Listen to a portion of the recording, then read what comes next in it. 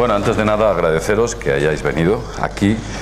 Es un placer estar con todos vosotros y, por supuesto, estoy absolutamente sorprendido de la cantidad de gente que me estoy encontrando, porque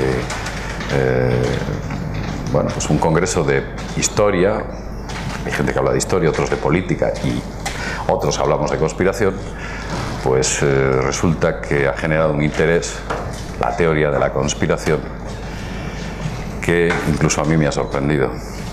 Tal vez es porque muchas de las personas que estáis aquí, como el que está hablando en este momento, se están dando cuenta de que las cosas, ¿me oís más alto ahora? ¿Mejor? Sí.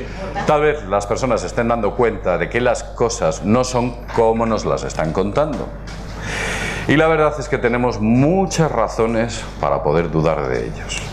Y lo gracioso es que ellos dudan constantemente de nosotros e intentan controlarnos. Con lo cual estamos, digamos, en una posición lo suficientemente adecuada como para que nosotros no solo dudemos de ellos, sino que lo tengamos que hacer casi de manera continuada. El hombre nunca pisó la luna.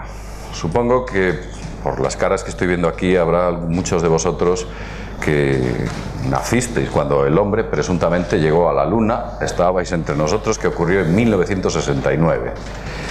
En 1969 o antes de 1969, un presidente norteamericano, concretamente John F. Kennedy, y esto fue en el año 1962, el 12 de diciembre, se propuso una gran hazaña. En realidad, la mayor de todas las hazañas. Este señor, John F. Kennedy, dijo: nosotros elegimos ir a la luna, no porque fuera fácil, sino porque es difícil. Eso es lo que dijo, concretamente en la Rice University, donde se encontraba, y en el momento más álgido y peligroso de la Guerra Fría.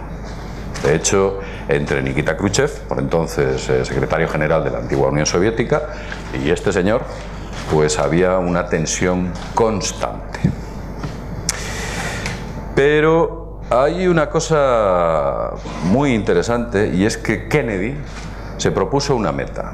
Concretamente que antes de que finalizase el año 1900, lo mejor será que lo agarre porque creo que hay problemas de... Antes de que finalizase el año 1969, había que conseguir ese objetivo. Para ellos era importantísimo.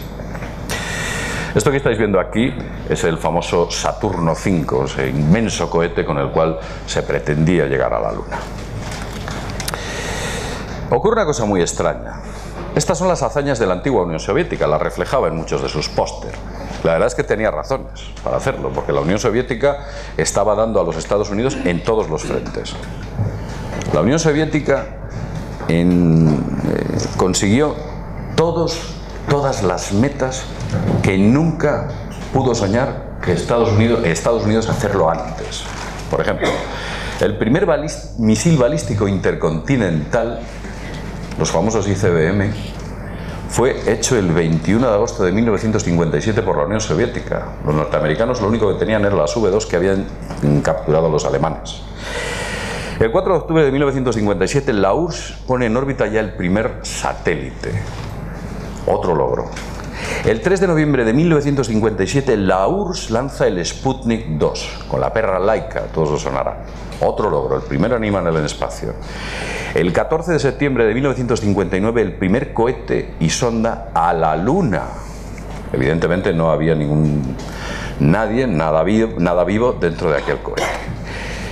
El 7 de octubre de 1959 consiguen la primera fotografía de la cara oculta de la Luna. El 12 de abril de 1961, Yuri Gagarin, a bordo del famoso Vostok 1, realiza el primer vuelo espacial tripulado. Los norteamericanos estaban que se subían por las paredes. Ya no sabían qué hacer para poder alcanzar los logros que había conseguido esta gente. La verdad es que lo habían dado todo. El 16 de junio de 1963, la cosmonauta rusa Valentina Tereskova realiza el primer viaje al espacio. Ellos habían llevado a las mujeres al espacio. El 18 de marzo de 1965, el cosmonauta ruso Alexei Leonov realiza el primer paseo espacial tras viajar en la cápsula Vostok 2. Sale al espacio con un cordón umbilical y aquello era una cosa sin precedentes. Estaba un cohete a baja órbita, no estaba demasiado alto, pero efectivamente lo hace. Y el 1 de marzo de 1966, 3 años antes de que Estados Unidos supuestamente llegase a la Luna y consiguiese llevar a seres humanos allí, la URSS consigue alcanzar Venus con la sonda Venera. O sea, los logros de la antigua Unión Soviética eran alucinantes. Lo habían conseguido absolutamente todo. Evidentemente los norteamericanos estaban muy preocupados, deciden invertir ni más ni menos que 110.000 millones de dólares en un proyecto de 9 años para intentar poner al hombre en la Luna. Estaban absolutamente desesperados porque todas las pruebas que tenían por delante se habían quedado por detrás de la antigua Unión Soviética. Pero en el año 1969, misteriosamente, Estados Unidos se pone a la cabeza. Consigue el mayor de los éxitos jamás vistos o logrados por el ser humano. Y es colocar a 3 astronautas, concretamente a 2, en la superficie de la Luna. Esto es muy extraño, porque os he estado relatando todos los éxitos de la antigua Unión Soviética y de repente pues llega a Estados Unidos y se pone por delante en todo. Esto es algo así, y os voy a poner un ejemplo para que lo entendáis. Es como si cualquiera de vosotros compitiese contra Usain Bolt, el campeón del mundo de los 100 metros lisos, compitieseis 30 carreras y las 30 las perdéis. Pero llega a la final y vosotros le batís a Usain Bolt, ¿no? Y algo pasa aquí. O Usain Bolt está apostando contra él mismo y dice, me voy a llevar de aquí un pico, o hay una trampa, ocurre algo extraño, hay un truco, hay algo aquí que no me encaja, ¿no? O sea, me estás ganando en todo y de repente, de la noche a la mañana, ¡pumba! Y no solo lo consigues una vez, que lo consigues 7 veces, 6 veces, las que hagan falta. Todo es muy extraño, todo este tipo de cuestiones. La pregunta que nos hacemos es que si realmente el ser humano llegó a la Luna. Este señor que aparece aquí se llama Bill Kaysing, como pone abajo, evidentemente. Es un tipo bastante peculiar. Este señor trabajó en los sistemas de investigación avanzada de cohetes entre 1956 y 1963. Estuvo también asociado al famoso proyecto para la creación del cohete Saturno V, que llevó con el proyecto Apolo, al ser humano a la Luna. Este señor hizo una gran investigación sobre ese cohete, este se encontraba entre los que estaban desarrollando ese cohete, y al final llegó a la conclusión de que el cohete que estaban desarrollando tenía unas posibilidades de 0,0014% de posibilidades de llegar a la Luna. Uno de los que desarrolla el cohete. Mirad qué fe tenía. Hay fotografías, no la tengo. Hay fotografías de 3 astronautas en el Apolo 1, que aparecían rezando frente al módulo lunar. Os juro, hay una fotografía, está en la Wikipedia. Están los 3 rezando, medio en serio, medio en broma, bueno, lo que quieras. Pero ellos sabían perfectamente que los sistemas de seguridad eran muy peligrosos, prácticamente inexistentes. Se estaba haciendo todo a una gran velocidad y la seguridad de que aquello funcionase era mínima, minúscula. Las cosas no acaban aquí, porque años después aparecen 2 personajes. El señor que veis arriba, David Pershing, y la señora que veis abajo, Mary Bennett. Pershing y Bennett son profesionales en el mundo de la fotografía de toda la vida. Incluso pertenecen a organizaciones importantes dentro de la fotografía, e incluso Pershing debe ser presidente de alguna asociación fotográfica bastante importante dentro de los Estados Unidos. Digamos que son uno de los más grandes fotógrafos que existen en aquellas tierras. Estos hombres escriben un libro que tardan varios años en hacer. El libro se titula Dark Moon, Apollo and the Whistleblower Blowers, en el que muestran, después de analizar miles de documentos y fotografías, que la misión Apolo fue un fraude. Y cuando digo un fraude, es que ellos llegan a la conclusión de que fue grabada en un estudio, en un plató.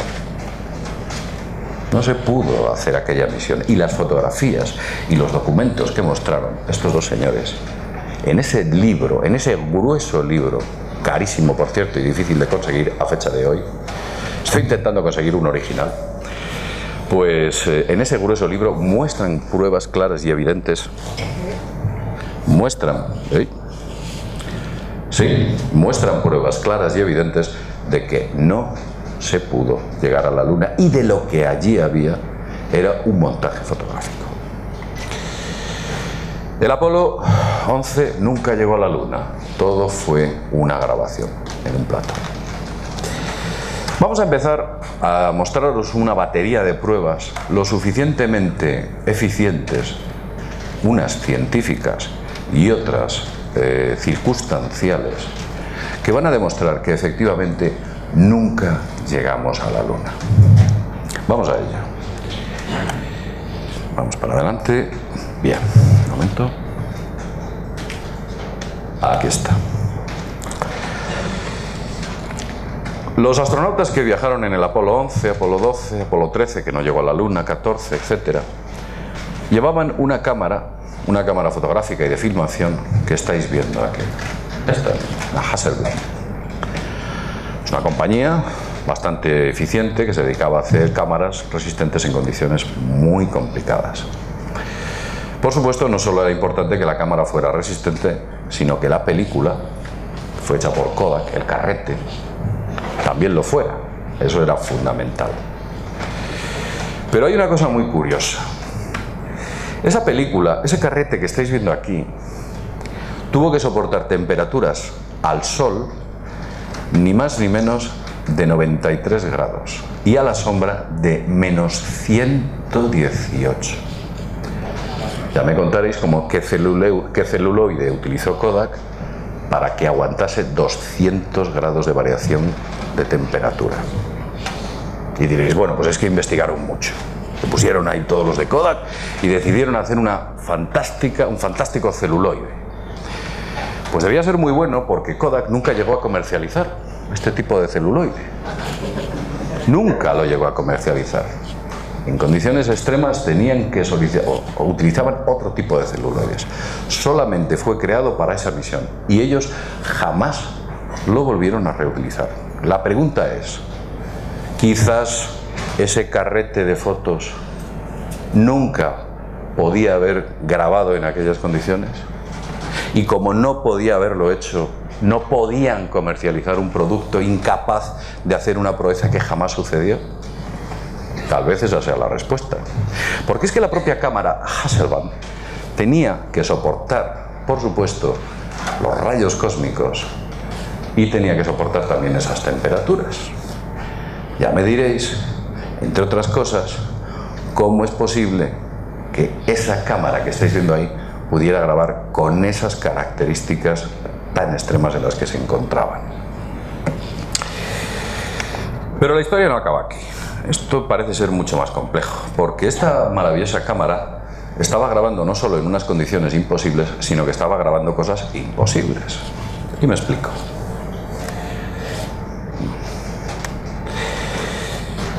Esa cámara, cuando fotografiaba, digamos que colocaba unas crucetas o marcas con las cuales se podía, digamos que, ubicar la referencia de esas fotografías. Lo curioso es que esas crucetas siempre aparecen por delante de la fotografía, porque es importante tenerlas para poder colocar el resto de las fotografías cuando hacen los mosaicos y hacerlo de manera adecuada. Ya me diréis cómo es posible que algunas de las crucetas aparezcan detrás de los objetos. ¿Cómo es posible esto? ¿Cómo es posible que aparezca detrás del rover una cruceta o detrás del astronauta una cruceta? La mitad por delante de la bandera y la otra mitad pues se puede ver que está por detrás del astronauta. O en este caso lo mismo. Hay más fotografías de este tipo. No contentos con eso, resulta que hay algún problema con este micro. Hay otro problema también adicional. Si nosotros vamos a la Luna, estamos en la Tierra o estamos en cualquier sitio y está dando el sol de pleno, nuestra sombra con respecto a la sombra de cualquier otro objeto es paralela.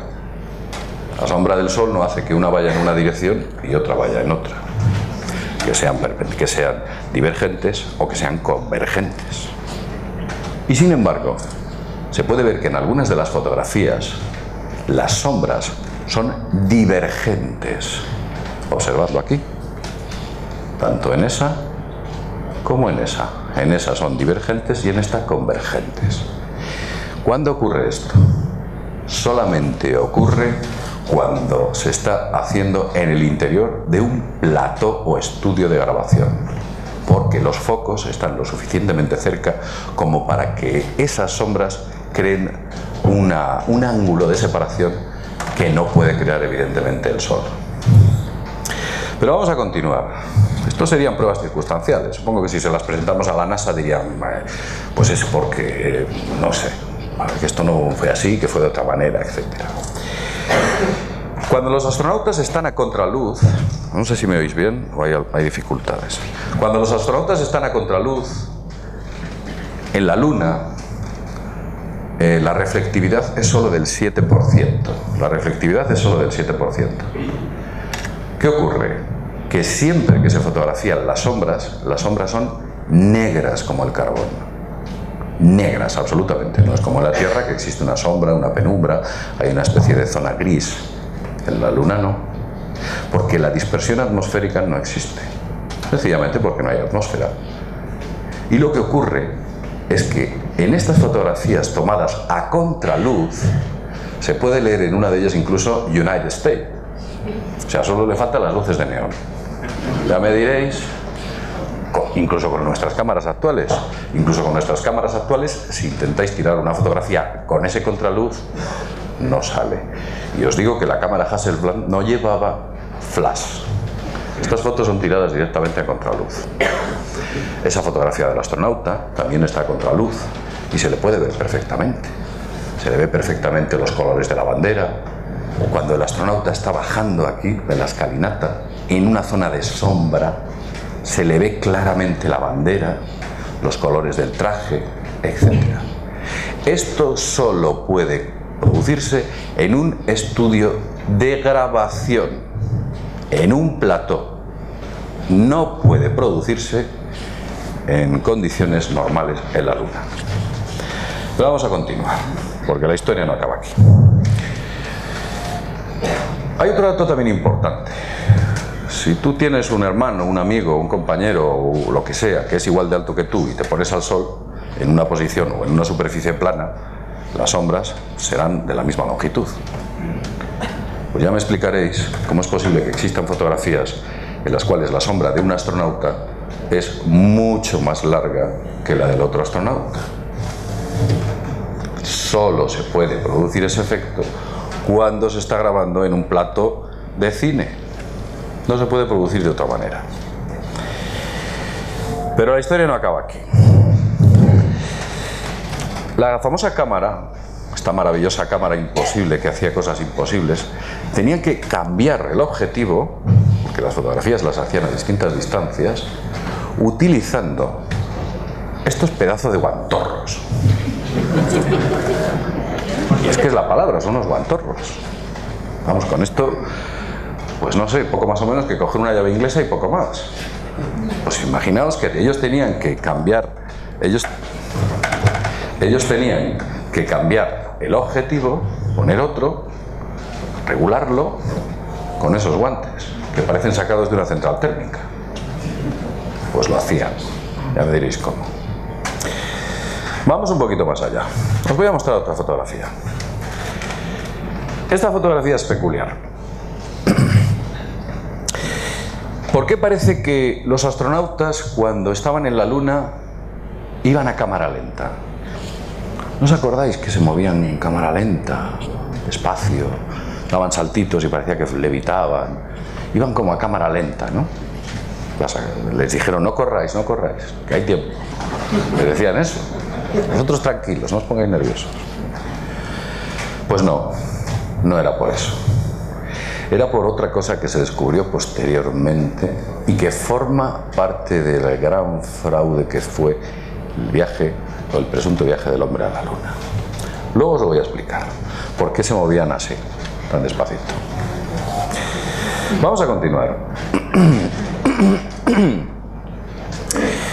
El módulo lunar, este es el famoso Eagle, el módulo lunar lleva en la parte inferior un reactor.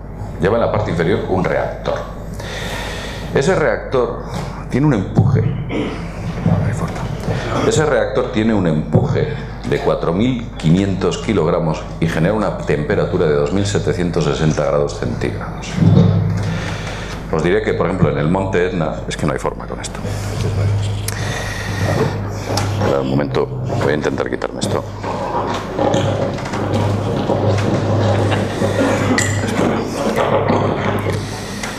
Me vais a disculpar, ¿eh? Sí, mejor. Aquí es cuando la matan. Bueno, os estaba comentando. Este módulo, el Eagle famoso con el que llegan, que parece sacado de la serie La Barraca de Blasco Ibáñez. No os puedo decir de otra manera. Este fantástico módulo tiene en la parte inferior un reactor que supuestamente tenía un empuje de 4.500 kilogramos que generaba una temperatura de 2.760 grados centígrados, casi nada. El monte Etna carboniza sus piedras y rocas a 1.000 grados. Pues si observáis debajo del reactor, que tuvo que ser encendido para que el módulo se posase, anda, buscadme algo carbonizado. ¿Qué pasa? ¿Que se les olvidó encenderlo? Dijeron, ¡ah, hemos aterrizado y se nos ha olvidado encenderlo! Tenían que haber encendido. Y está impoluto. Pero no solo está impoluto, y no tiene tampoco quemaduras, sino que imaginaos ese reactor cuando se encendió, el polvo que tuvo que levantar. Esta es una de las patas del Eagle. Está impoluta. No tiene nada de polvo. ¿No? ¿Qué pasa? Que cuando bajaron los astronautas lo primero que hicieron es pasarle el paño a las patas que van a salir en la televisión. Esto es absurdo. Bueno. Como veis, están limpias, hay más fotografías. No penséis que he cogido la limpia, que están todas iguales. Están las tres igual, no seáis mal pensados. Otra cuestión adicional. Un gran paso para el hombre y un pequeño paso para el hombre y un gran paso para la humanidad. Y esta es una de las huellas, no es la famosa huella de Yuri Gagarin, de Neil Armstrong, perdón. No es la famosa huella de Neil Armstrong, es otra de las huellas. Le dijeron, vuelve a pisar y tira la foto que no ha quedado muy bien. Y es verdad, esto fue así. Le dijeron volver a pisar y tirarse una foto al pie. Esto es imposible. Esa foto es imposible. La humedad ambiental en la Luna es del 0%. Solamente se pueden dejar huellas en un terreno polvoriento cuando existe humedad, donde se compacta la forma de las huellas de los zapatos. Como vosotros habéis ido por una playa seca y cuando pisáis dejáis un agujero. Y cuando vais por esa playa y os acercáis a la zona húmeda, dejáis la huella nítida. ¿No es cierto? ¿Qué diferencia hay? La humedad compacta. Si en la Luna no hay humedad, ya me diréis cómo demonios se compacta. O es que no fue en la Luna, o fue en otro sitio donde este señor estuvo pisando. Pues esta fotografía es imposible por eso. Esta y otras, por supuesto, porque no solo dejó fotografías, huellas los astronautas, sino que el famoso rover, este es el rover, que les hicieron una especie de car para moverse por la Luna. Este es el rover que podemos ver aquí y que también dejaba huellas. ¿Le veis aquí una huella? A los que están en este lado, os la voy a apuntar con el dedo. ¿Veis aquí, pues no sé, alguna de las huellas que deja el rover? Pero esta fotografía es peculiar, porque el rover no deja huellas en esta zona. ¿Cómo demonios ha llegado ahí? ¿Cómo lo han puesto ahí? Lo han tirado los astronautas y ha caído ahí. Dejarlo ahí, no lo mováis. Esto es absurdo, no hay huellas.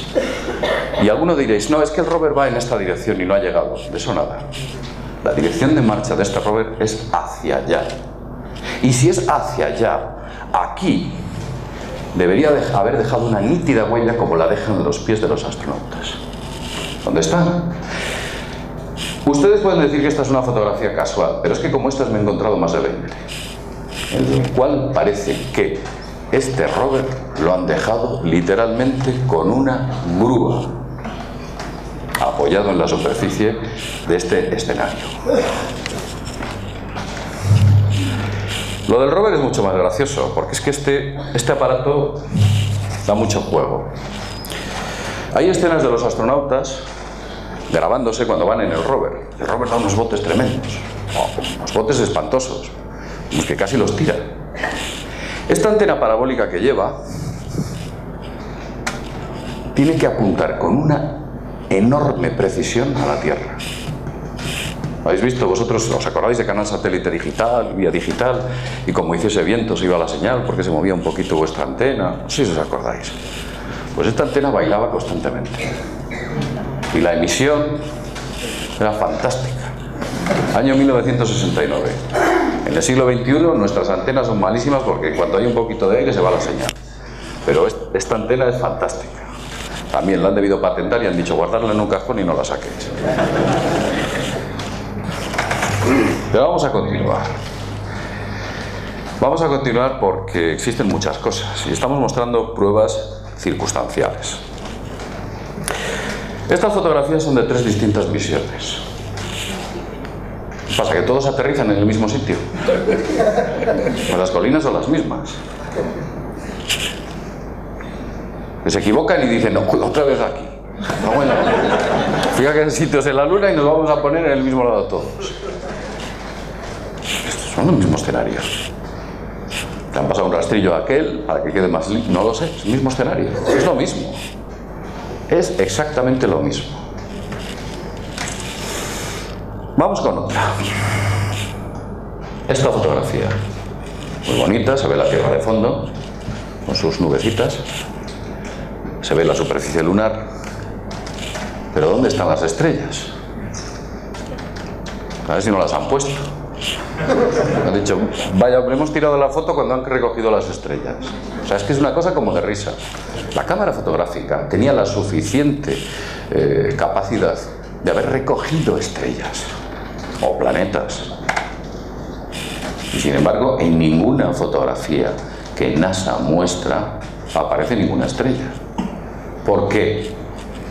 Porque cualquier astrónomo hubiera sabido la hora y el momento en el cual esas fotografías se hubieran efectuado y era muy difícil simular dentro de un plató el movimiento ecuatorial de las estrellas. Y dijeron, las borramos. ¿Sabéis cómo funciona esto? Tenemos un problema, no te preocupes, se borra y ya está. Y si preguntan, pues ya se nos ocurrirá algo. Funciona así. Vamos a continuar.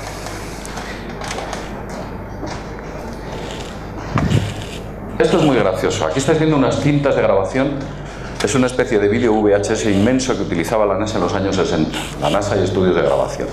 Utilizaban este tipo de cintas de carrete de unas características similares y en concreto la única fotografía que existe sobre las originales de la Luna son esas, eran más gruesas.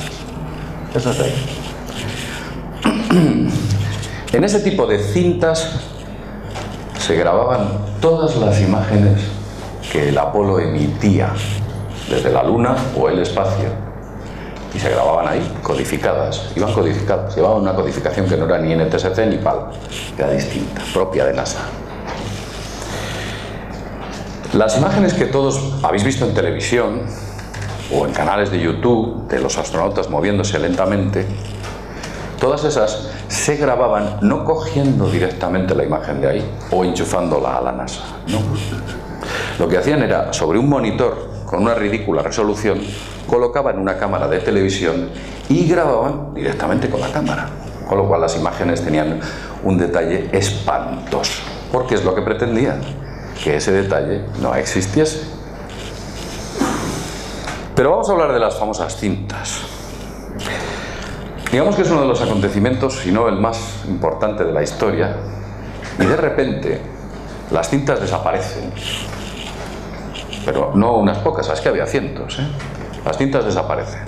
Oye, ¿dónde habéis dejado las cintas del Apolo? Pues no sé, no las guardabas tú.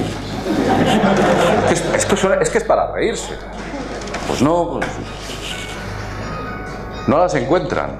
Hasta que llegan unos tipos que se dedican de una manera avezada, unos señores que se habían jubilado y tienen el desgraciado deporte de buscar las cintas para NASA y las encuentran. Vaya, pues llegaron los jubilados y nos encontraron las cintas. Ah, bueno.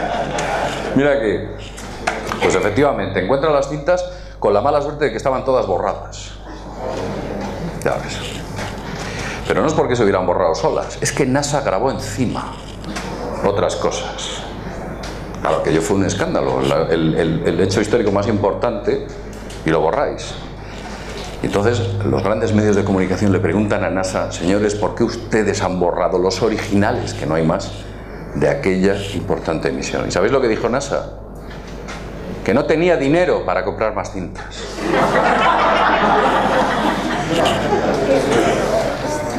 Es que, pues casualmente se nos acabó el dinero y tuvimos que utilizar las otras. Vamos, por favor. Podrán decir muchas cosas. Pues que ha habido un día de calor y las ha borrado. No lo sé. O que alguien ha pasado con un imán y las han borrado todas. Pero que no tenían dinero y las han utilizado o se han reutilizado, es que eso es absurdo.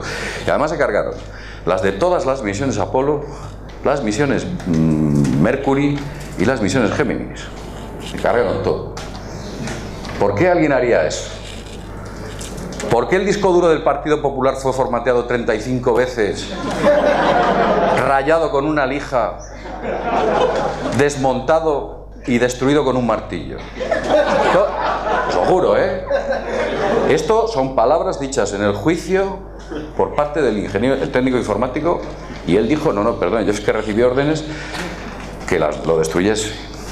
Pero es que formatearle 35 veces, rayarlo, desmontarlo, golpearle con un martillo, decía que le pegó con un martillo, y luego tirarlo, no, chico. Es que eso es una ceremonia satánica con un disco duro. Pero esto es lo mismo. Estos también.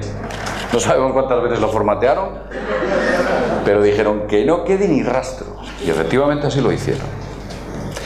Vamos a continuar. Esto lo hicieron en los años 80, cuando borraron las cintas. Vamos a hablar de... No, me he anticipado. Vamos a seguir con este tema. Vamos a hablar de un señor que se llamaba Bill Wood. Bill Wood, un científico altamente cualificado que trabajaba para la NASA, tenía un montón de títulos, tenía la habitación enmarcada de títulos. Este señor era un auténtico fiera. Matemático, físico, químico, ingeniero en cohetería espacial, ingeniero en propulsión de sistemas, ingeniero en todo, y le ponen como encargado de control de las comunicaciones.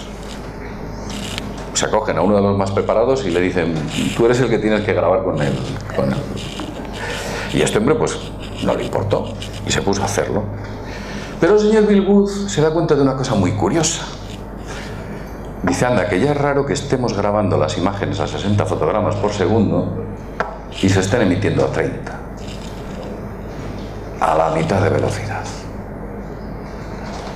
¿Qué ocurre? Que usted ve a los astronautas ir muy despacito, hablar muy despacito, todo muy despacito, lo hacían muy despacito. Todo lo hacían muy despacito. No es porque en la Luna fueran muy torpes y anduvieran muy despacito. Oye, no os cae, no. Es porque lo estaban grabando a una velocidad y se estaba emitiendo a otra. Para que les coincidiese la velocidad de grabación con los tiempos estimados de la propia misión. Y eso es lo que hicieron. Y esto lo delata el señor Bill Wood. Lo dice. Y entre otras cosas, aparte de conseguir esos tiempos óptimos, ellos consiguen un efecto fantástico, que es la simulación de la baja gravedad, que solamente se puede hacer cuando tú das un salto y parece que en vez de durar ese salto medio segundo, dura 1 segundo y medio. Pues esto es lo mismo. Es así como lo hicieron. Todo estaba calculado. Y vamos a continuar porque vamos a pasar a las llamadas pruebas científicas. Esta se ha hablado ya en algunas ocasiones. El que me lo haya escuchado, seguro que me lo ha escuchado bastantes veces, que es un masoquista, viene aquí y me lo vuelve a escuchar. Y creedme que no he cambiado, ¿eh? No me da un golpe en la puerta y he cambiado de opinión. No, sigo manteniéndolo. Pero no es porque yo lo siga manteniendo, es porque este señor,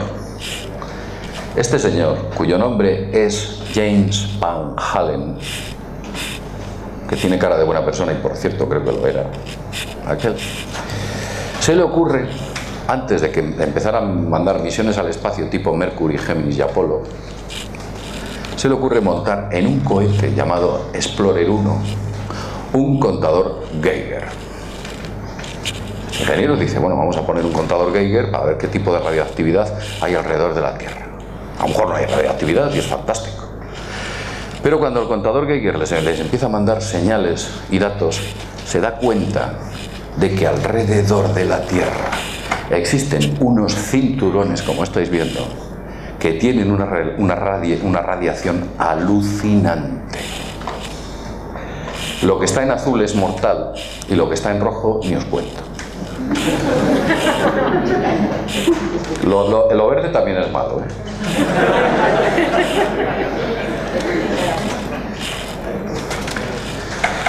Bueno, se me ha olvidado, mira, pero bueno, lo tengo en un link en Mundo Desconocido. Este señor publica un informe y la revista Scientific American le publica el artículo con el informe. En el cual demuestra que nada biológicamente vivo puede atravesar esos cinturones. Lo freiría literalmente, lo mataría. Sería como que te metieras en un reactor nuclear abierto o te acercaras a un reactor nuclear abierto en la zona roja. Es imposible, te fríe literalmente. Las bandas están a unos 1.600 kilómetros de altitud, comienzan a unos 1.600 kilómetros de altitud aproximadamente. La Estación Espacial Internacional, la que nosotros vemos y estas grabaciones tan fantásticas que nos está mostrando, está aproximadamente a unos 400 kilómetros de altura, con lo cual nos damos cuenta que está a 1.200 kilómetros del comienzo de estas bandas. A 1.200 kilómetros está, del comienzo de estas. Os lo voy a poner aquí para los de este lado. Está muy lejos. La ISS está muy cerca de la Tierra, estaría por aquí. Que no se acerca aquí ni de coña, con perdón. No se acerca y aquí ni te cuento. Bueno, en el año 1997, cuando el transbordador espacial, concretamente el Atlantis, decide batir un récord de altitud para colocar un satélite en alta órbita, se sitúa a 611 kilómetros del comienzo de las bandas menos peligrosas. Y los astronautas de aquella misión se empiezan a sentir mal. Tienen náuseas, mareos. Ellos decían que cuando cerraban los ojos veían como estrellas, como chispas que cruzaban. Con los ojos cerrados veían como chispas. La radiación, estando a 600 kilómetros del comienzo de las bandas, ya les estaba afectando.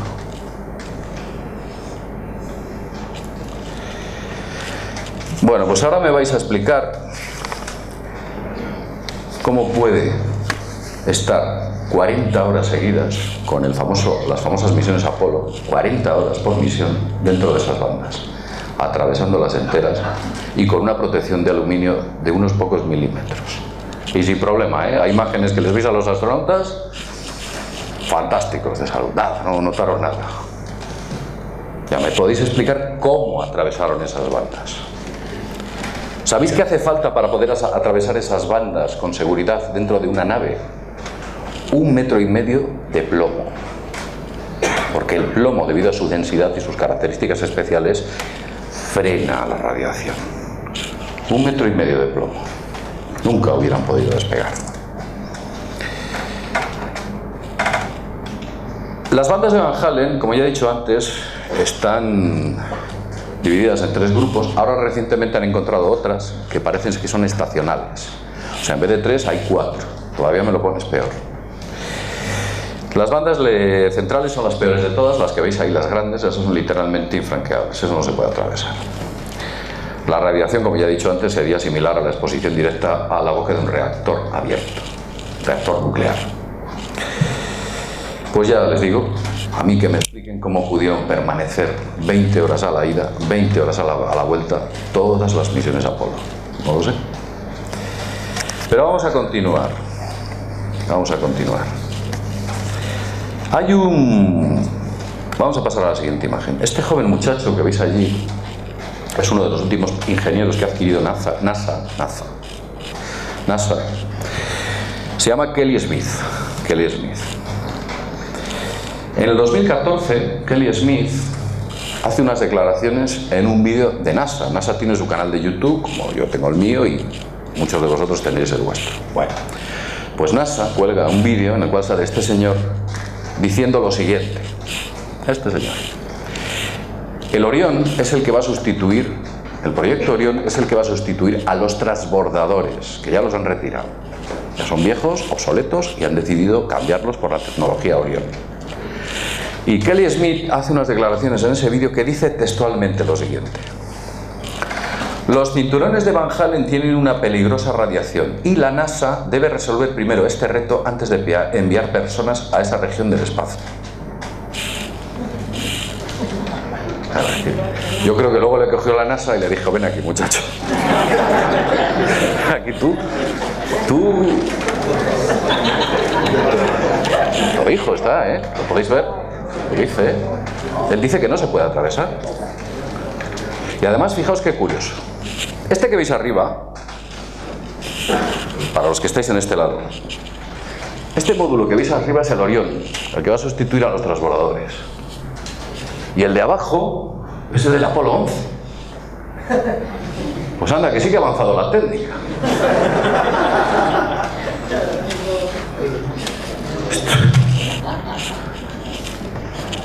Yo, perdonad, la primera vez que vi el módulo, cuando hablaron del proyecto Orión, no había imágenes sobre ello, diría, wow, están preparando una nave impresionante. Y cuando veo que están utilizando la misma tecnología que utilizaban los Apolo, yo creo, chico, pues anda, que sí que han avanzado. Vamos a continuar. Perdonad si hago mucha demagogia, es que me puede. Es que me puede, no lo puedo evitar.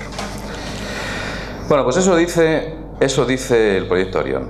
Concretamente, el profesor Van Allen, en aquel artículo que se publica en la Science americano, dice lo siguiente: nuestras mediciones muestran que el nivel de radiación máximo es de 10 y 100 Röntgen. Los REM, los famosos REM. Es una medición de radiación por hora. Un ser humano expuesto durante 2 días incluso a 10 Röntgen, o sea, una décima parte de lo que estuvieron expuestos, solo tendría un 50% de posibilidades de sobrevivir. Los cinturones de radiación evidentemente presentan un obstáculo para el vuelo espacial más allá de la órbita terrestre. Esto se dice antes de que se envíen las misiones Apolo, por el que descubre todo aquello. Con lo cual eran sabedores de que no se pueden cruzar. Yo no sé cómo vamos de tiempo. Bueno. Quiero hablaros como homenaje de este señor. Esto no me lo habréis oído nunca. Este señor. Solo hay esta triste fotografía de este señor. Thomas Ronald Byron. Este señor fue un inspector de control de calidad y seguridad para la aviación norteamericana, el NAA. Era y trabajó para el principal contratista para construir el módulo Apolo Comando en el año 1967. Este señor. Este hombre, cuando revisa las normativas de seguridad y ve aquel módulo, la casa, la cabaña esta de... Este hombre se echa las manos a la cabeza. Dice, ¿pero dónde van a enviar ustedes esto? Y escribe un informe de 500 hojas con los fallos de seguridad que había detectado. Pero claro, como es muy grueso, dice, le llaman a una comisión, NASA le llama, y le dice, oye, Tomás, ven aquí, cuéntanos qué has descubierto. Y dice, no voy a llevar el informe y hago un resumen de 53 hojas, en el cual pues en la comisión se lo explico. Este hombre se va a NASA y ahí en Houston les dicen, pues mira, que esto no vuela ni... Vuela mejor los diseños de Da Vinci que esto. No llega allí. Claro, la NASA se echa las manos a la cabeza, pero ocurre una cosa interesante y desgraciada para él. Cuando vuelve, aquel día, iba en su coche Y al cruzar por un paso a nivel, el tren lo barre y lo destruye y lo mata y desaparece el informe. A él, su mujer y su hija, todos muertos. El informe de 500 hojas jamás ve la luz. Y del de 53 hojas, yo estoy por verlo. Existe, ¿eh? Pero nadie sabe dónde anda. Thomas Ronald Byron. Muchos de vosotros me preguntaréis, es un pequeño homenaje a esta gente desconocida del que nunca se sabrá y aquellos formaron parte de aquel problema. Y yo no estoy diciendo que NASA le haya matado, ¿me habéis oído decirlo? No. Pero bueno, que cada uno... No lo he dicho. ¿Cómo voy a decir eso? Es absurdo, ¿no? El señor pues se pone a cruzar era inspector de seguridad y se pone a cruzar un paso a nivel. Es que eres bombero y te pones a echarte gasolina encima, ¿no? Pues no. Pues este señor hizo eso. Bueno. Stanley Kubrick dicen que fue la única persona capaz de producir y dirigir, así como filmar, la llegada del hombre a la luna. El caso es que hay vídeos muy antiguos de Stanley Kubrick en el cual Stanley Kubrick, medio en serio, medio en broma, dice, oh, sí, sí, fui yo. Y en otros en los cuales dice, no, no, no fui yo. Pero hay un dato curioso. Stanley Kubrick era piloto y viajaba en su avión entre Estados Unidos e Inglaterra habitualmente. Él cogía su avión y viajaba. Pero a raíz de que el hombre llega a la luna, ya no vuelve a coger su avión y decide hacer el viaje a Estados Unidos-Inglaterra en barco, siempre. Ya lo sabría, ¿no? O es que de repente dice, joder, he cogido una fobia a volar, ya no vuelvo a coger un avión, me voy en barco y no me pongo a remar de milagro. Es que es absurdo, por algo lo haría, causa-efecto. O todas estas cosas que hemos estado contando forman parte de la imaginación. Yo creo que no. Vemos pruebas de un tipo, pruebas de otro, de todo tipo, en el que parece demostrar, y cada vez que salen pruebas nuevas, esto es Stanley Kubrick, y cada vez que salen pruebas nuevas, apuntalan más la idea de que no llegamos a la luna. No tengo la foto, pero es que los chinos han llegado hace 2 años con la Chang'e 3, y cuando ellos fotografían la luna es de color pardo y marrón. Pero cuando veis las fotos del Apolo, la luna parece que la han hecho con yeso. A ver si se equivocaron los chinos y dijeron, oh, en vez de la luna la hemos enviado a otro sitio. Mira, hombre. No, exacto, a Cuenca. Lo hemos enviado allí y no nos hemos dado cuenta. Es absurdo, es que es absurdo. Que además es que se da la circunstancia que la Chang'e aterriza en una zona muy cercana a una de las misiones de Apolo. ¿O qué pasa? Que cambió la luna de color de los años 60 al 2013. No tiene sentido. De alguna manera trato de decir que nada es lo que parece, que muchas de las grandes mentiras que nos han contado son asimiladas por las sociedades, sencillamente por el origen o la fuente que nos las cuenta. Cuanto más importante es aquella persona o organización que te cuenta una mentira, más cala dentro de ti y más difícil es desmontarla. Al final me voy a la famosa frase de Mark Twain que dice que es mucho más fácil que a usted le engañen que convencerle a usted de que lo han engañado. Y la verdad es que a nadie nos gusta que nos digan, no, perdona, estás equivocado. A nadie nos gusta, incluido en el lote. Pero estas cosas son así. Quizás no solo nada es lo que parezca, sino que si esto es así, haya muchas más cosas en la investigación del espacio que no sean ni de cerca lo que realmente existe. Y bueno, espero que os haya gustado y que quizás con este enfoque hayáis entendido de por qué cuando decimos a algunas personas que no hemos llegado a la luna, no lo decimos porque nos apetece, sino porque hay algunas pruebas que hacen indicar que efectivamente no llegamos. Muchas gracias.